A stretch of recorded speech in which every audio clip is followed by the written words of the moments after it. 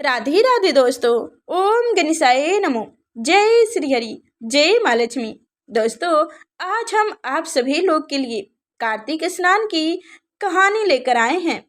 कार्तिक स्नान बुढ़िया माई की कहानी है।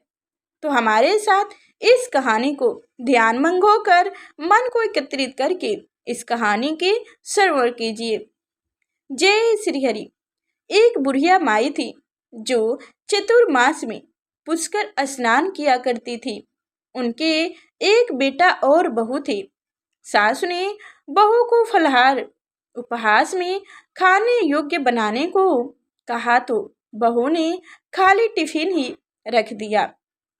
फिर बेटा माँ को पहुँचाने के लिए पुष्कर चला गया। तो फिर देखिए, रास्ते में माँ से बोला, माँ फलाहार कर लो। जहाँ पानी मिली वहीं फलाहार करने बैठ गई। तो भगवान की कृपा से खाली टिफिन फलों से भर गया। माँ ने फलाहार कर लिया। पुष्कर माँ के रहने के लिए झोपड़ी बनाकर बेटा वापस घर आ गया। रात्रि में सावन मास आया और बोला, बुढ़िया माई दरवाजा खोल। तब बुढ़िया माई ने पूछा, आप कौन हैं? माँ, सावन मास हूँ। बुढ़िया ने तुरंत दरवाजा खोल दिया। बुढ़िया माई ने शिव पार्वती की पूजा अर्चना की, बेलपत्र से अभिषेक किया। जाते समय सावन मास ने बुढ़िया माई को आशीर्वाद दिया और झोपड़ी की एक दीवार सोने की हो गई। फिर भादो मास आया।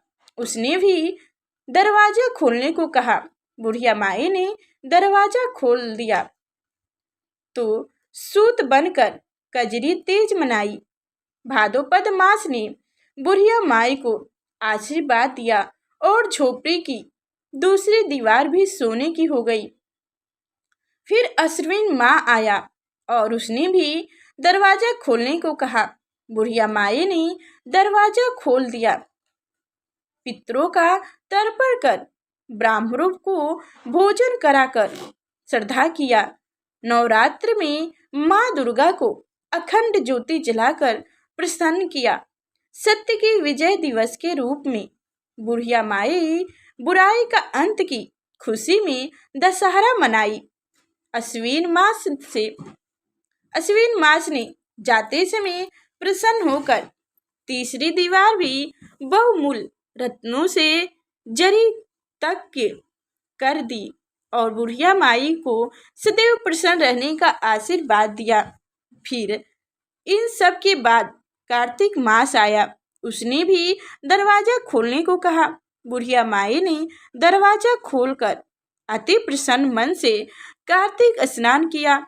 दीपदान कर दिवाली गोवर्धन करके भाई दूज गोपाल सप्तमी आंवला नवमी मनाई।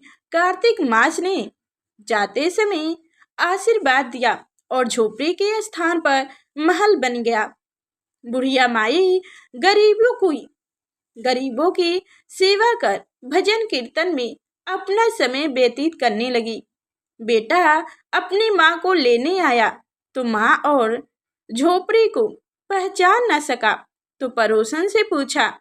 उन्होंने बताया तो माँ के पैरों पर गिरकर बेटा बोला, माँ घर चलो। सारे सम्मान के साथ घर ले आया। सास माँ के हठ देखकर बहू के मन में लालच आ गया और उसने अपनी माँ को भी पुष्कर भेजकर आने को कहा। तो उसका पति अपनी सास को भी पुष्कर छोड़ आया। परंतु बहू की माँ की धर्म कर्म में बिल्कुल रुचि नहीं थी। वह 4 समय भोजन करती और दिन भर सोती। चारों मास आए और चले गए। जाते समय झोपड़ी गिर गई और बहू की माँ गधी की योनि में चली गई, क्योंकि औरत लक्ष्मी का रूप है और लक्ष्मी की तरह चंचल होना चाहिए। भगवान की पूजा और आतिथ्य का सम्मान और दान पुण्य करना चाहिए। बहू ने कहा, अब माँ को ले आओ। जब जमाई सास को लेने गया तो कहीं ना मिली।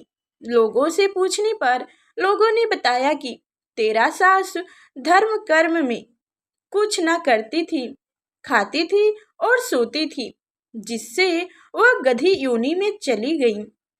जमाई गधी योनि सास को बांध कर घर ले आया। उनकी पत्नी ने पूछा, मेरी माँ कहाँ है? तब पति ने कहा, तेरे लालच की वजह से तेरी माँ गधी योनि में आ गई हैं। बड़े बड़े विद्वानों, ब्राह्मणों, ऋषि मुनियों से पूछने पर उन्होंने बताया कि तेरी सास के स्नान किए पानी से स्नान कराने पर इन्हें मानुष योनि मिलेगी। तब बहू ने ऐसा ही किया और उसकी माँ पुण्य मानुष योनि में आ गई। हे राधा, हे श्री कृष्ण, जय हो हरि, जय हो माँ लक्ष्मी। जैसा बुढ़िया माई को दिया वैसा सबको देना। कथा सुनने वाले, पुकार भरने वाले, कथा सुनाने वाले सबको देना। जय श्री हरि, जय माँ लक्ष्मी। दोस्तों, हमारी कथा कैसी लगी कमेंट में अवश्य बताइएगा। और अभी तक हमारे चैनल को सब्सक्राइब नहीं किए हैं तो सब्सक्राइब करके बेल आइकन की घंटी दबा दें, ताकि आगे जो मैं ऐसी कथा लेकर आऊँ तो सबसे पहले आप तक नोटिफिकेशन पहुँचे। तो फिर चलते हैं, मिलते हैं नेक्स्ट वीडियो में। तब तक के लिए धन्यवाद, नमस्कार।